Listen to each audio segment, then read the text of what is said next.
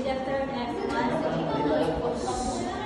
My topic is all about marketing process.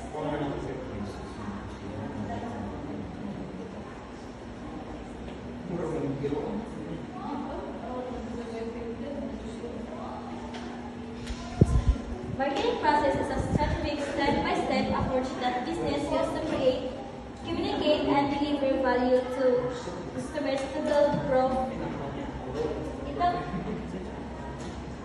enable relationships, and capture value and return.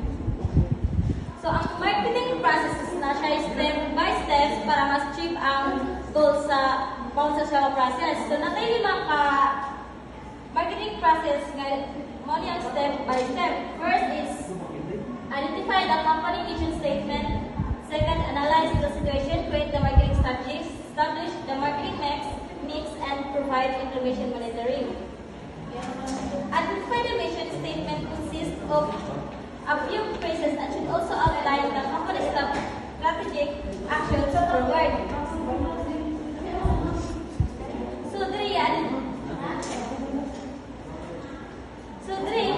mag-identify pa kag mga mission nimo kung asa nimo itukod ang imong company.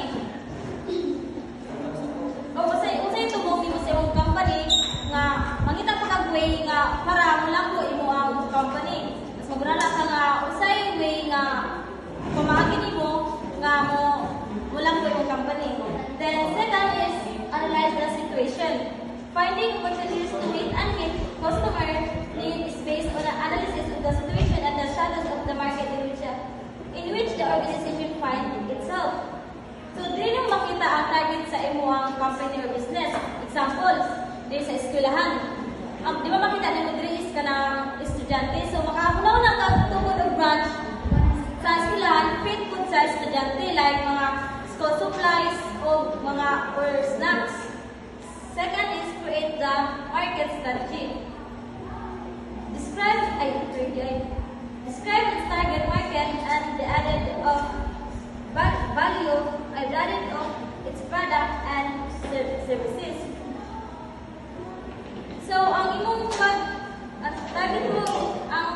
target mo sa customer is maghatag ka og affordable nga products o high quality para maingani o palit ang mga customers. Then, kaning establish the marketing mix. Company provide glimpse of how the business will approach its market and consumers in terms of packaging, distribution, and pricing. Kaning glimpse is kanang dali mo makita or dali mo mapansin. So, ang pag-packaging mo na is hanayon mo pag-packaging o nindot ang pag-package o maayo ang pag-distribute o labi na sa pricing na mag-fit siya sa product. Then still provide implementation and monitoring. Implementation is the rest of the activities planned to achieve the project objectives.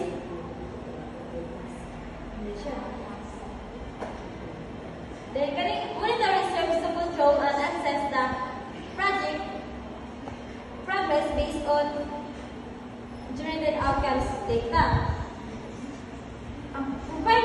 Implementation is doing the planned activities to achieve their goals. Then, monitoring is checking and evaluating progress using outcome data. Then, next topic is developing an effective marketing mix. We have 4 central elements of marketing. First, price, product, promotion of place.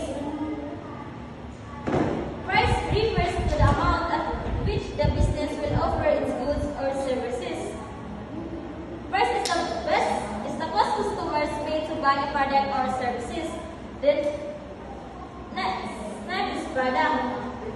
Product is what the business sells, whether in the product or services or both.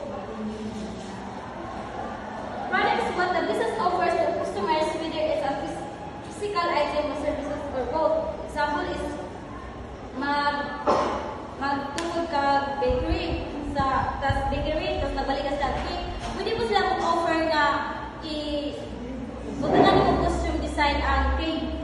The next is